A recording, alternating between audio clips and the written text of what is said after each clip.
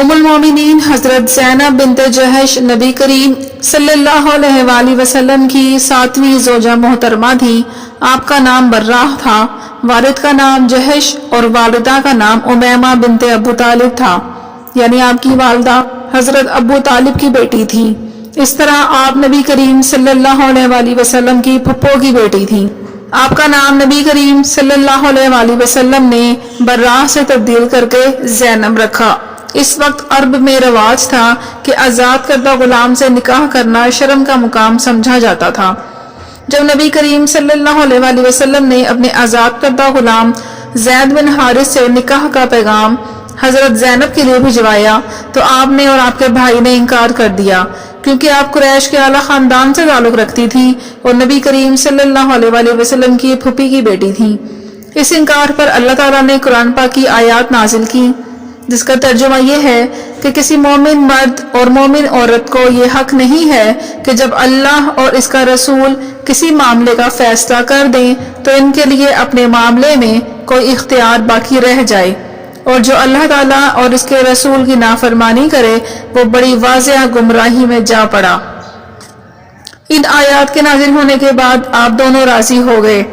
اور اللہ کے حکم سے زید کا نکاح زینب سے ہو گیا، لیکن نکاح کے بعد بھی سیدہ زینب رضی اللہ تعالیٰ عنہ کے دل میں زید بن حارث رضی اللہ تعالیٰ عنہ نہ اتر سکے۔ ان کے گھر میں اکثر ناچاکی رہتی اور زید بن حارث نبی کریم صلی اللہ علیہ وآلہ وسلم سے اکثر زینب کی بے رخی بیان کرتے اور انہیں طلاق دینے کی بات کرتے تو نبی کریم صلی اللہ علیہ وآلہ وسلم منع کر دیا کرتے تھے کہ اس نے تمہیں میری خاطر قبول کیا ہے اور اب تم اسے چھوڑ دو گے تو یہ اچھی بات نہ ہوگی اور میری خاندان میں بے عزتی ہوگی۔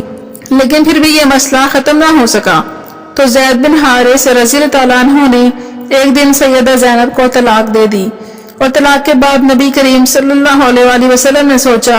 کہ زینب کی دل جوئی کرنے کا نکاح سے بہتر کوئی حل نہیں، چنانچہ نبی کریم صلی اللہ علیہ وآلہ وسلم نے پھر سیدہ زینب سے نکاح کا فیصلہ کیا۔ لیکن حضرت زید بن حارث چونکہ نبی کریم صلی اللہ علیہ وآلہ وسلم کے منہ بولے بیٹے اور آزاد کردہ غلام تھے اور آپ کے ساتھ ہی رہتے تھے، اس وقت عرب میں یہ رواج بھی تھا کہ اپنے منہ بولے بیٹے کی متعلقہ یا بیوہ سے نکاح کرنا بھی جائز نہیں سمجھا جاتا تھا۔ عرب والوں کی طرف سے نبی کریم صلی اللہ علیہ وآلہ وسلم کو اس بات کا قوی اندیشہ تھا کہ وہ اعتراض کریں گے کہ آپ نے اپنے منہ بولے بیٹے کی بیوی سے نکاح کر لیا ہے۔ اللہ تعالیٰ نے چاہا کہ اس غلط رسم کو ختم کیا جائے اور لوگوں کو بتایا جائے کہ منہ بولے بیٹے کے لیے کسی بھی طرح اسلام میں وہ احکام نہیں ہیں جو کہ اصل بیٹے کے لیے ہیں۔ لہٰذا اللہ تعالیٰ نے نبی کریم صلی اللہ علیہ وآلہ وسلم کو بذریعہ وحی اطلاع دی کہ زید کے طلاق دینے کے بعد سیدہ زینب آپ کے نکاح میں آئیں گی، تاکہ لوگوں کو یہ معلوم ہو جائے کہ منہ بولے بیٹے کی بیوی سے نکاح کرنے کا وہ حکم نہیں ہے جو حقیقی بیٹے کا ہے۔ اس وقت قرآن کی یہ آیات نازل ہوئیں کہ محمد صلی اللہ علیہ وآلہ وسلم تم مردوں میں سے کسی کے باپ نہیں، لیکن وہ اللہ کے رسول اور خاتم النبیین ہیں اور اللہ تعالیٰ ہر چیز کا خوب علم رکھنے والا ہے۔ ان آیات سے اعتراض کرنے والوں کے منہ بند ہو گئے۔ عدت پوری ہو جانے کے بعد نبی کریم صلی اللہ علیہ وآلہ وسلم نے زینب رضی اللہ تعالیٰ عنہ کو نکاح کا پیغام بھجوایا تو سیدہ زینب رضی اللہ تعالیٰ عنہ نے جواب دیا کہ میں اس وقت تک کچھ نہیں کہہ سکتی جب تک استخارہ نہ کر لوں۔ یہاں آپ نے استخارہ کی طرف رجوع کیا تو اللہ تعالیٰ نے وحی نازل فرمائی اور نبی کریم صلی اللہ علیہ وآلہ وسلم کو بتایا گیا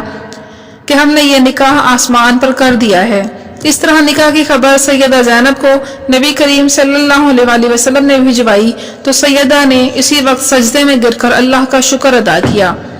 نبی کریم صلی اللہ علیہ وآلہ وسلم سے سیدہ زینب کا نکاح مدینے میں 3 ہجری اور ایک روایت کے مطابق 4 ہجری میں ہوا۔ اس نکاح کے وقت سیدہ زینب رضی اللہ تعالیٰ عنہ کی عمر 35 برس تھی۔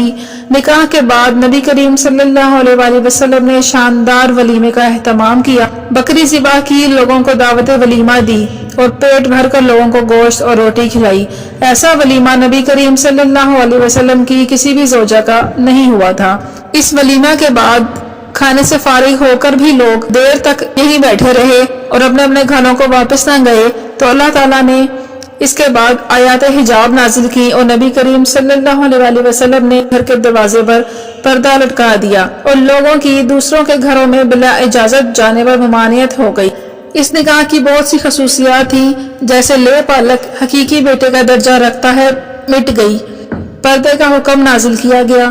نکاح آسمان پر ہوا اور اللہ نے نکاح کے لیے وحی بھیجی، آزاد کردہ غلام اور آقا کا فرق ختم ہوا اور مساوات قائم ہوئی۔ سیدہ زینب بہت دیندار اور اللہ سے ڈرنے والی خاتون تھی، شوق و ذوق سے عبادت کرتی اور اکثر روزے رکھتی۔ سخاوت میں ان کی مثال نہیں ملتی، اپنے ہاتھ سے محنت کر کے کماتی اور سب غربا اور مساکین میں بانٹ دیا کرتی تھی۔ بہت صلہ رحمی کرنے والی تھی، حد درجہ صدقہ و خیرات کیا کرتی تھی۔ آپ کا انتقال 20 ہجری میں ہوا، یہ عمر فاروق کی خلافت کا زمانہ تھا، اس لیے سیدنا عمر فاروق رضی اللہ عنہ نے نماز جنازہ پڑھائی اور اس وقت آپ کی عمر 53 برس تھی۔ آپ کو جنت البقیع میں دفن کیا گیا۔ یہ تھے حالات و واقعات ام المومنین حضرت زینب بنت جحش رضی اللہ تعالیٰ عنہ کے۔ اگر آپ کو یہ ویڈیو پسند آئی ہے تو ویڈیو کو لائک اور چینل کو سبسکرائب ضرور کر دیں۔ ملتے ہیں انشاءاللہ نیکسٹ انفارمیشن کے ساتھ، جب تک کے لیے اللہ حافظ۔